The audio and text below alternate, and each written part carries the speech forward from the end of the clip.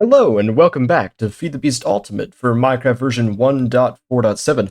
Today is the beginning of the gold rush that I'm about to start, and it is going to be spectacular. Now, I'm actually going to start, rather than spawning the pigmen, with the killing apparatus that I'm going to be using. So, the first things first is that I need some transport pipes. I know that these are a little bit technical compared to the normal components that I use, but they really are the only thing that will be able to do this in any sort of logical manner, so I have to rely on them. So I need obsidian transport pipes, gold, and diamond. The next thing I need is a redstone engine, which requires a piston, so I will make one of those. And it also requires 2 wooden gears. So there we are. Those are the wooden gears. Now we have our redstone engine. There we are. I will also make a set of barrels. So now we have those. We need a redstone torch, like so. Am I forgetting anything? Yes, I am. There is one last thing we need, which is a bucket of lava. So I will drop down here. And here we are, bucket of lava, easily done. Now I could come back up. God, I love this portal gun. I use this thing like religiously now. It's so good. It's honestly making me a little lazy. I mean, I used it so I didn't have to mine any obsidian. Okay, so there we are. We now have everything we need. So let's get over to where I've hollowed out, and we can actually begin building this. So what's going to happen is the pigmen are going to drop right here. And so this is where we need the collection to begin. So we're going to open this up right here, and then break one more and place down a piece of red wool, just to signify that this is the sort of resting place, and then an obsidian transport pipe. So what this pipe does is that anytime an item falls on it, it will pick it up. That is essential to basically our entire process. So with that in place, we can now move on to the next step, which is to open up a little bit of a cavern here. So we need, I believe I'm going to hollow out a 3x4 just for ease so that I can see everything.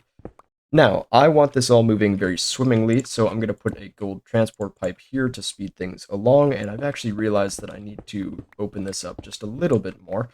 So then I will place a cobblestone block here with a redstone torch on top, because the gold transport pipe requires that in order to operate. Then I could place a diamond transport pipe like so, which allows you to sort items.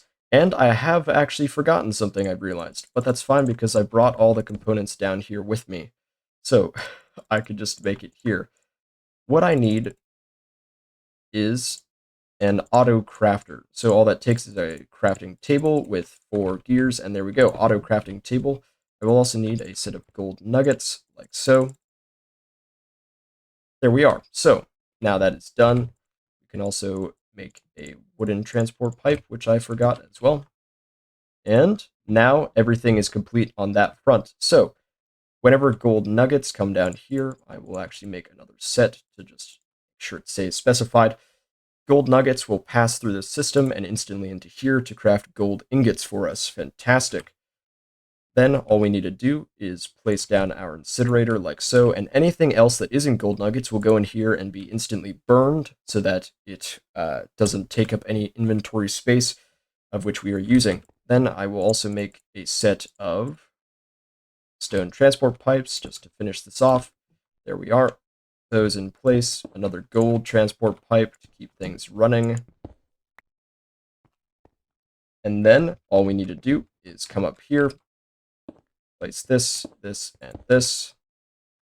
Then 2 barrels so that I can make sure we have appropriate coverage. And then there we go. This is the entirety of the farm. Now all we need to do is go like so, and like so. Actually, I guess I can use cobblestone for now to place that. And then we will place 3 glass here. And there we go. This is the entirety of the thing. So whenever pigmen fall into this specific pit, they will die because of the falling damage. And then the obsidian pipe will pick up everything they have and create gold ingots for us. There we go. This is literally the entire system done in like 3 minutes. After that, it's just a matter of building the spawning platform for the pigmen to fall from. Towering up 24 blocks high should be enough, but I went a little higher just in case one of them spawned with a helmet or something. expanding out a 9x9 platform, and then finishing off the walls before covering the floor in a grid of conveyor belts to push the pigman towards that hole at the edge of the platform. With this done, it was time to add the soul shard to the cage. I also covered the sides of the hole to prevent any leaks, which have happened in the past, and cleared out those few stragglers who slipped out before I could finish it. With that done, we can see the gold nuggets collecting and the creation of our first gold ingot.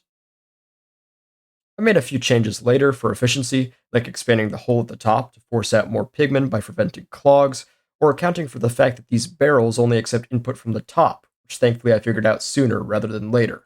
It's honestly pretty fun to just sit here and watch them all fall down and just get owned. Like, I could sit here for hours. Honestly, it's really fun. And also, going AFK at this farm, pretty great. Infinite gold, can't complain. But why not do something a little bit more productive while waiting for my fortune to build? Decorating underground builds like this is really fun and relies on a pretty simple method that can be picked up pretty quick. First, I just replace all the walls with smooth stone to create a clean base to work off of. Even that makes this room look nicer. These rooms give you a lot of freedom because it's just super easy to create detail by pulling out or pushing in the walls. The easiest or perhaps most overlooked place for this kind of detailing is the ceiling. A flat box just won't do in a room like this. So, because it's so deep, I have the freedom to make it really grand. So I've elected to give it an arched ceiling like that in a cathedral. And when I'm building these sorts of things, it's always a matter of creating it and looking at it to determine if it's what I want, then changing it if not. In this case, I tried to give it a bit more of a gentle curve before expanding it across the entire ceiling. So with that done, we have a bit of a ceiling done, but the walls are feeling a bit flat, so let's break them up with some pillars. These will be evenly spaced in the chamber and help both the walls and the roof to have a bit more interest. With the cavern I'd already dug out, I was able to get 3 sections of pillars with 3 blocks in between them. I prefer this odd number layout because it allows me to have one center block for detailing, but that's just a personal preference. I've pulled the walls out so far, but the room still feels flat, so let's carve them in. I'll create 2 empty segments at either side of the room, as storage for the gold this farm will produce, so that I'll eventually have something like Erebor going on in here. Huge piles of gold and a sort of sea across the floor. And after that, it was just a matter of adding some finishing details, breaking up the walls a bit more, and adding a splash of color. A nice red carpet and a symbol for my name. Alright, so the first 2 stacks of gold from my farm, I grabbed them so that I could show off what makes it so powerful. Now, I already put the first set through the compressor so you don't have to watch this. Technically, I don't actually need blocks of gold, but it just makes it all the more dramatic when I'm going to show you. So, the reason that this farm is so amazing is that while yes, this does mean I have infinite gold, it also means something else, which is that if I take this minium stone and a set of 4 blocks of gold, I can make a block of diamond. So what that means is that in creating this farm, I've not only created infinite gold, but also infinite diamonds. Look at that, 18 diamonds, and I didn't have to lift a finger. I just sat in front of the farm and watched it work. So now I can do whatever I want. Theoretically speaking, I should have infinite iron as well, at a rate of 1 gold block to 8 iron blocks, but the minium stone has some documented bugs in Feed the Beast. Ah well, never mind. I'll have a solution for that in the next few episodes either way. With that said, thank you for watching this episode of Feed the Beast. I tried to cut this one down a little more than the previous sessions. I'm still trying to figure out what makes this interesting for me to record and edit, but also what will be enjoyable to watch. All the same, make sure to like, subscribe, hell, leave a comment. I'm done here.